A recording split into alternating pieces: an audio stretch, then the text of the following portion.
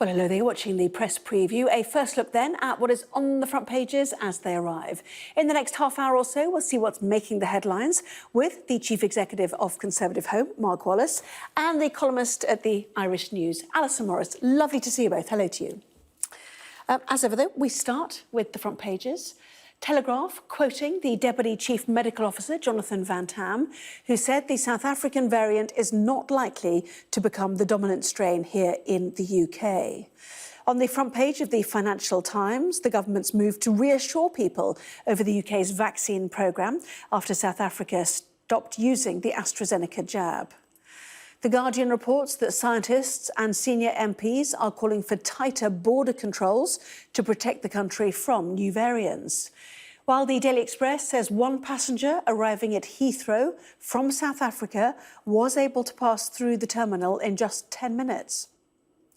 In the Yorkshire Post, over 70s have been told to contact the NHS themselves if they haven't yet been offered a vaccine.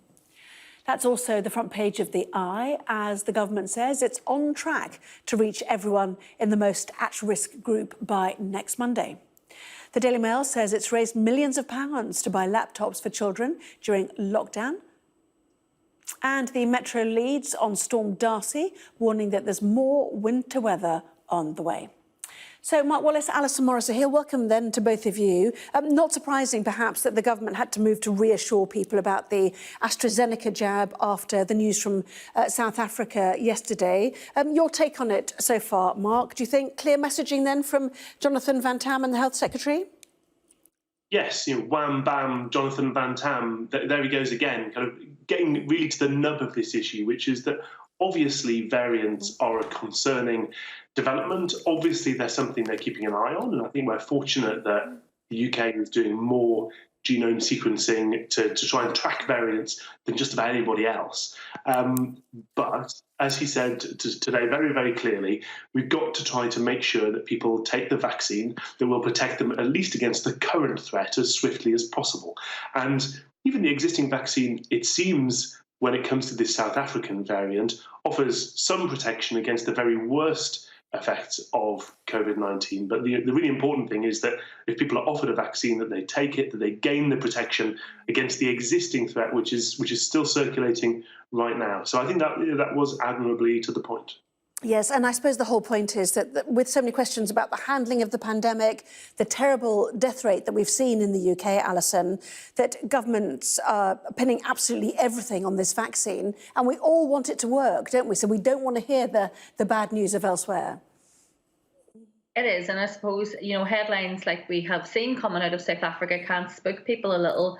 And it's important, I think, that international travel is not just controlled, but we look at, quarantining people coming from those high-risk countries to try and stop the spread of it. When we've seen, places like New Zealand, like the Isle of Man, much closer to us, and other places which have used their sort of island status much more effectively. That's the way to go. But I mean, vaccine, we know that this virus will change and it will adapt because it will try to survive as we're trying to get rid of it.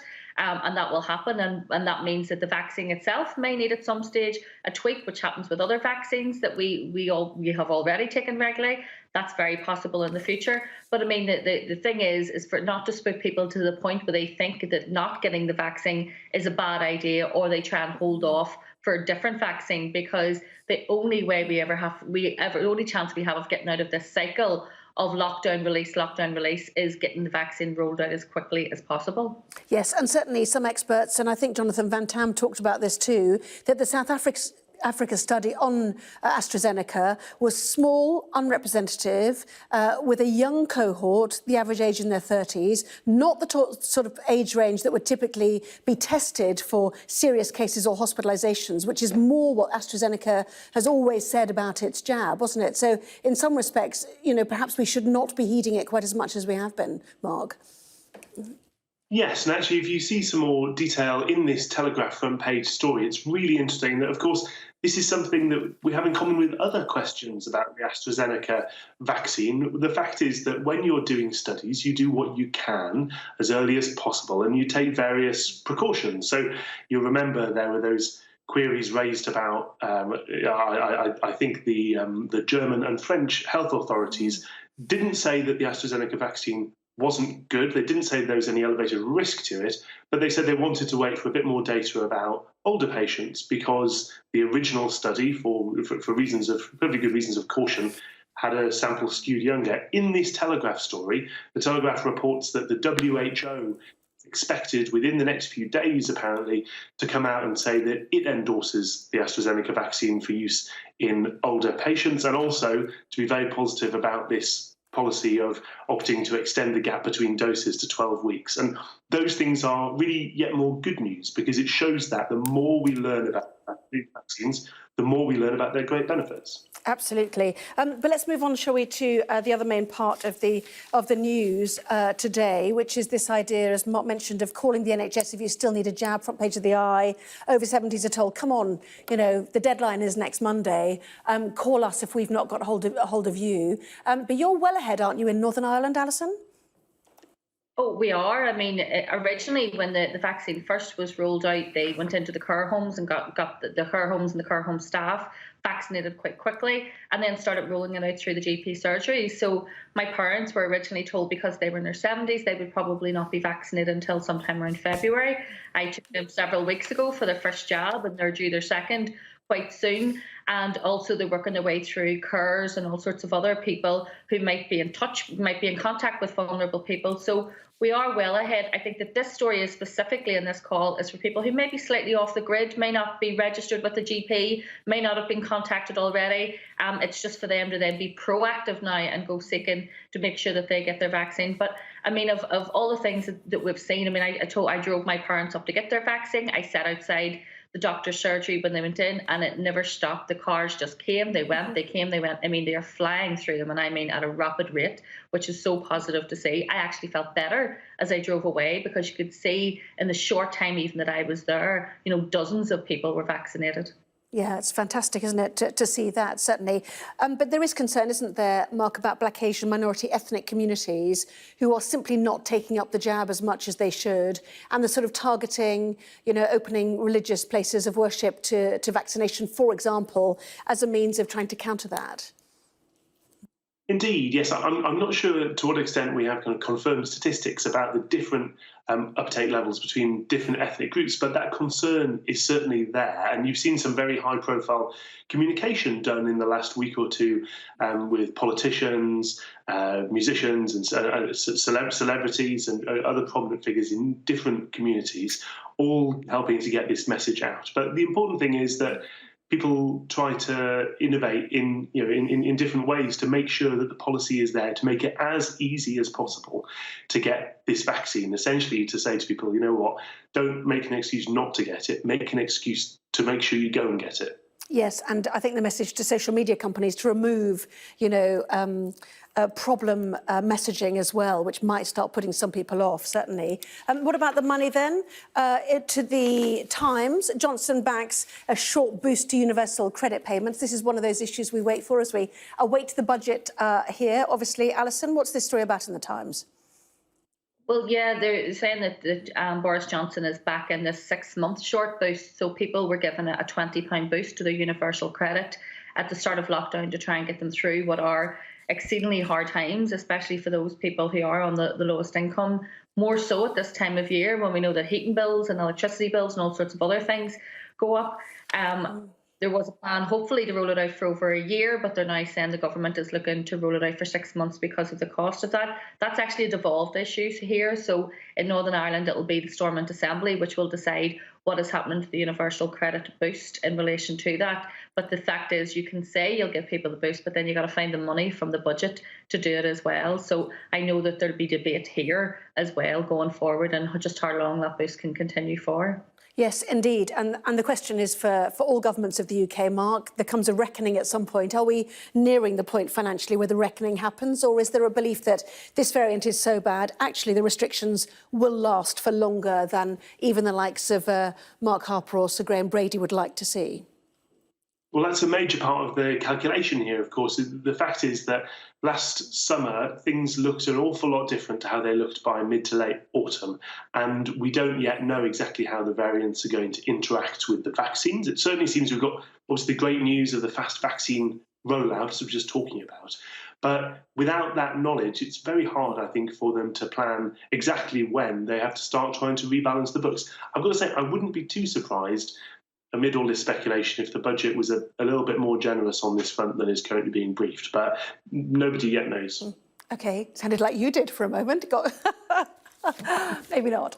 Plenty more from you too coming up shortly, including Elon Musk's Tesla has bought $1.5 billion worth of Bitcoin, making it climb more than 10% to a record $44,000. But why? Discussing that in just a moment. Well, welcome back. You're watching the press preview. With me now, the Chief Executive of Conservative Home, Mark Wallace, and the columnist at the Irish News, Allison Morris. Welcome back to both of you. Allison, let's go to the Financial Times, shall we? Eye-watering sums of money spent by the very rich man that is Elon Musk on the cryptocurrency Bitcoin. Tell us more.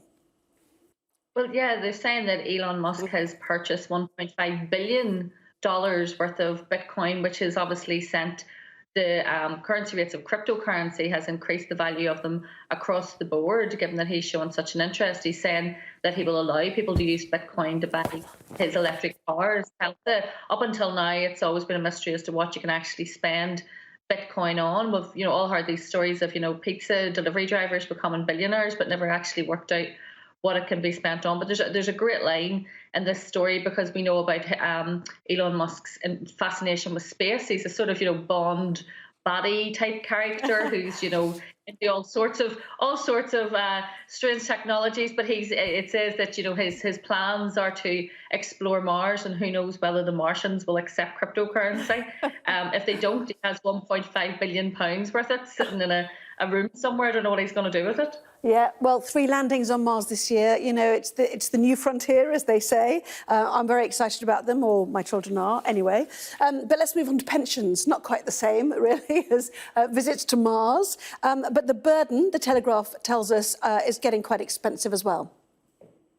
Yes, I think, frankly, we could probably do with some of Elon Musk's $1.5 billion and growing in Bitcoin to fill this growing black hole, the large, huge liabilities that are booming, facing UK taxpayers, firstly from the pensions lock, but also from gold-plated final salary public sector pensions. Those really big commitments, a lot of which on the public sector front, large chunks of which simply aren't funded yet. We're going to have to pay for them in future, but we're on the hook to finance them. Do they still exist, Mark?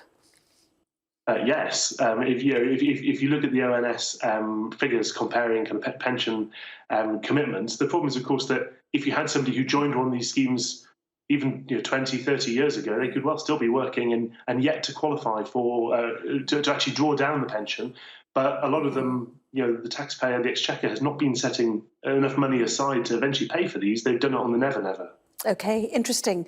Plenty more from you at 11:30 for the moment. Thank you both very much indeed. Allison Morris and Mark Wallace, thank you both very much indeed. So Allison and Mark are here. Let's go straight to the Daily Telegraph, Allison, shall we?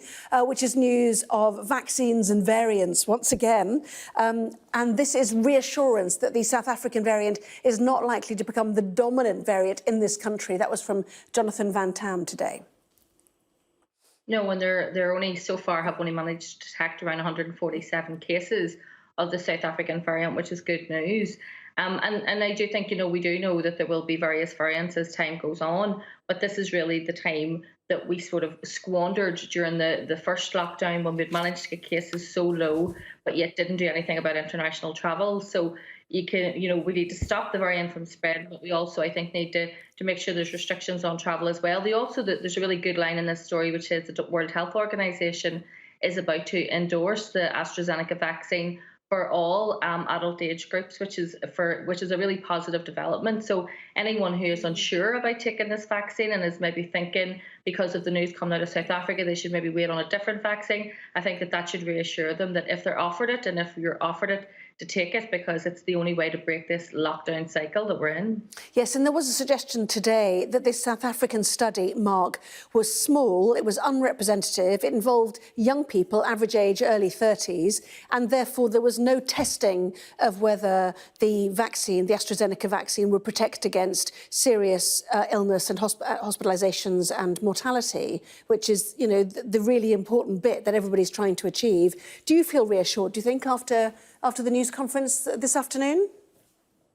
Yes, I think it was clear about what they do and crucially about what they don't know. And it's fair to say there are limitations to this study. As you say, it was small, it tended towards a younger age group, but it may have flagged up a genuine issue with regard to the South Africa variant and how it interacts with some vaccines. But the crucial thing about the press conference, as Jonathan Van Tam said, is the big issue, the big pressing issue we have is with variants of this virus that this vaccine is effective against. And people therefore need to take the vaccine. They need to protect themselves and to protect others.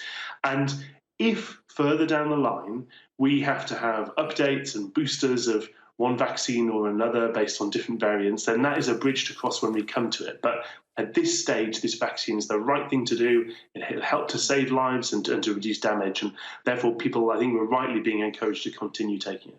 And the other big message from the government today, front page of the Eye and elsewhere, call the NHS if you still need a jab. This is the message to the over 70s. The deadline, obviously, to try and get all over 70s vaccinated is early next week. Northern Ireland, though, Alison, is already ahead of that curve, is it not? We are, and there was a helpline released last week that encouraged people over 65 to start contacting and try and book in to get their first jab. And as I said, my parents are in their 70s. They weren't due to have their first vaccination till near the end of this month. They've already, in January, had their first jab and are due to their second quite shortly.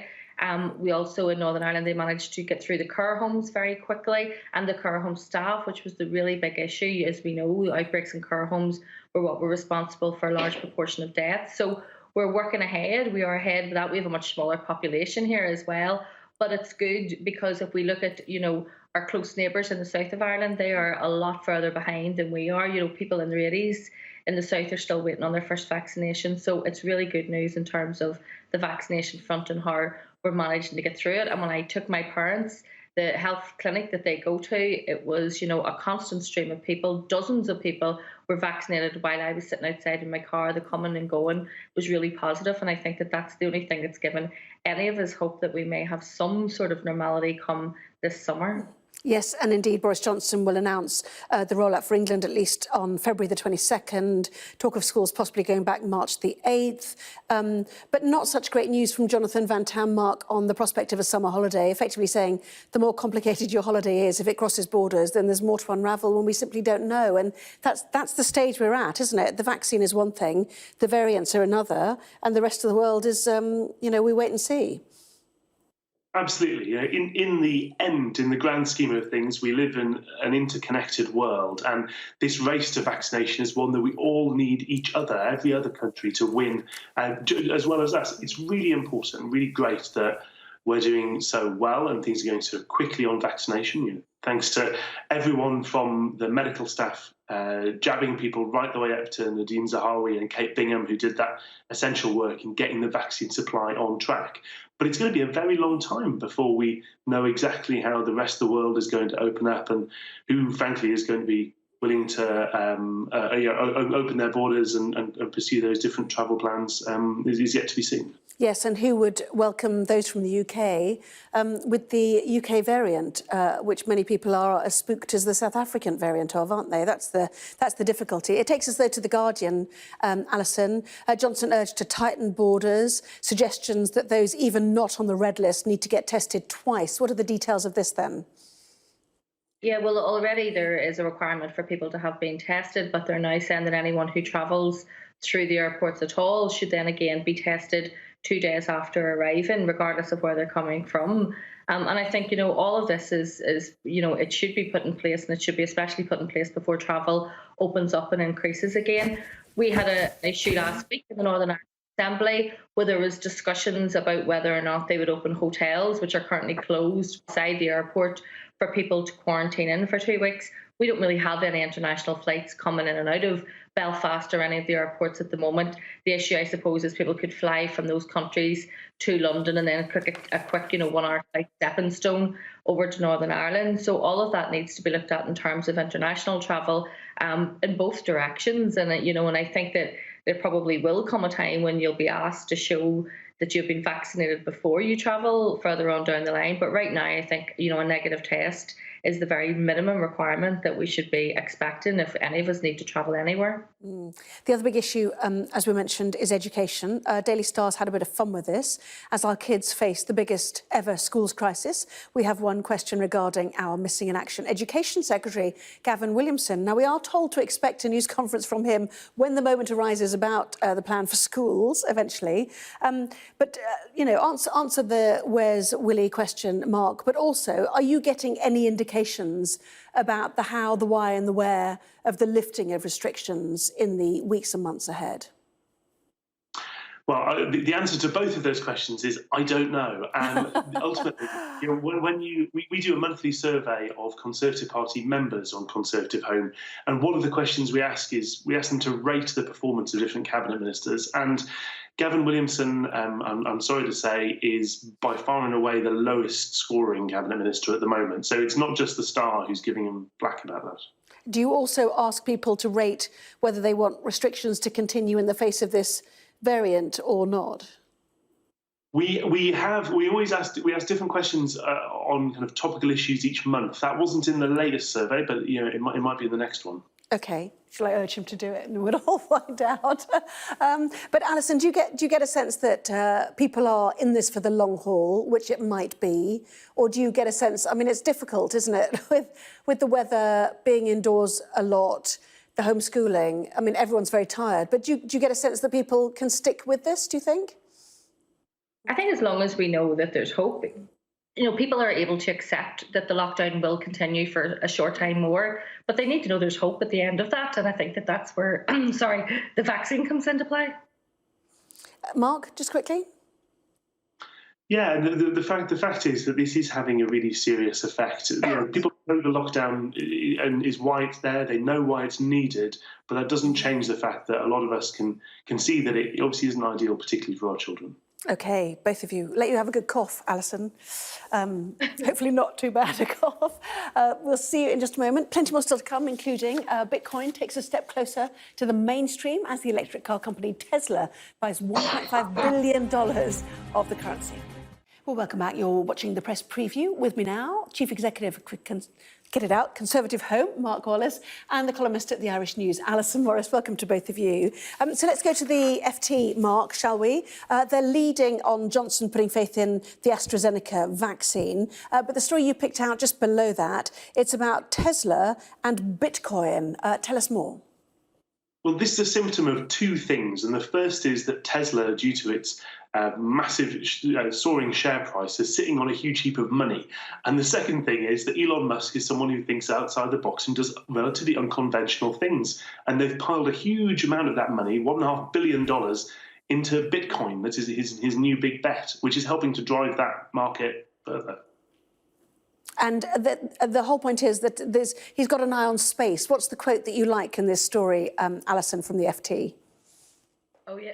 There's a mention in this of the fact that obviously Elon Musk's space program is looking at exploring Mars. And one expert said maybe the Martians would be able to accept cryptocurrency, because up until now, I think that anyone who has bought huge amounts of cryptocurrency have found it quite difficult to find something to use it on. And anyone who has bought any of that, I'm not really sure I still understand how it works.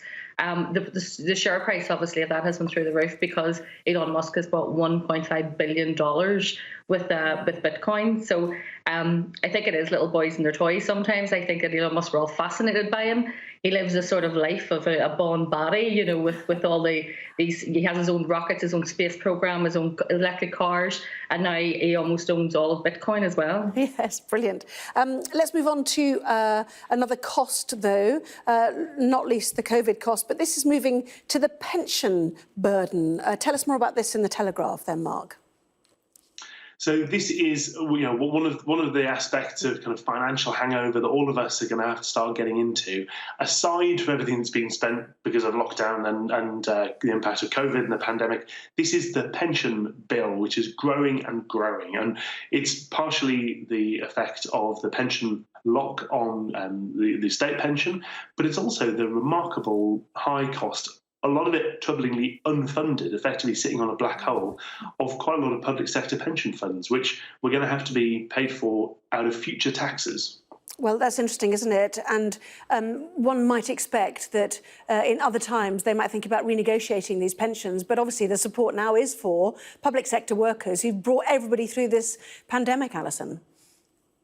Yeah, and you imagine any of them could expect that their pension should be ring-fenced and should be there for them when they finish their service, given the fact that they have managed to see us through this terrible time. I think that when we hear stories of problems in relation to pension and how this pension pot is going to be filled and how people are going to be paid what they have worked all their lives and deserve, I suppose it makes us all worry about what's going to happen to pensions, not just in the public, but in the private sector too. I always have, notions of me on my Zimmer frame staggering around Belfast trying to cover, parades in the summer or something. So I dearly hope, that pensions aren't in as dire a situation as they are. But we've had quite a lot of public spend, and we know that the COVID spending has been huge, and all of this will have to be paid back by future generations. You're decades and decades and decades away from that image, which, obviously we hope never happens. Alison and Mark, lovely to see you both. Thank you.